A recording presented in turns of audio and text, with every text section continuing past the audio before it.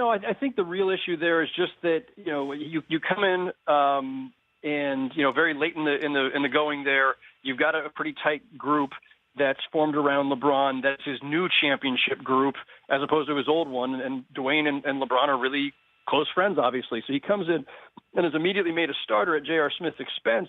You're going to be a little protective of your own if you're a teammate, and certainly J.R. Smith is justified in feeling a little bit out of shape. All that said, the news today out of Cleveland practice was that Dwyane Wade and Tyronn Lue had a discussion in which Wade suggested maybe he should go to the bench, and that's what they're going to do. So Wade will go to the bench. J.R. Smith is back in the starting lineup, and any strain on, chemistry and their, internal relations there, I think will probably be fine, going forward. And Wade is a great guy to be leading that second unit.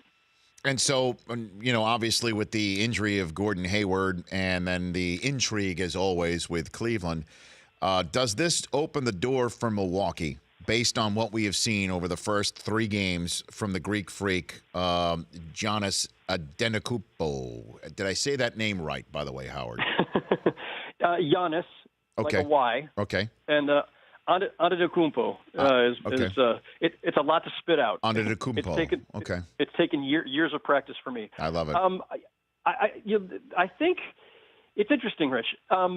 In a normal season, we would be saying something like, the Cavs are vulnerable because they had to trade their second-best player in Kyrie Irving. They've got, Isaiah Thomas is not back till January, at least, maybe won't come back. We don't even know for sure. We don't know what he'll look like when he comes back. They have all these new players. They're trying a new lineup with Kevin Love at center. In a normal situation, we'd be talking about them being vulnerable.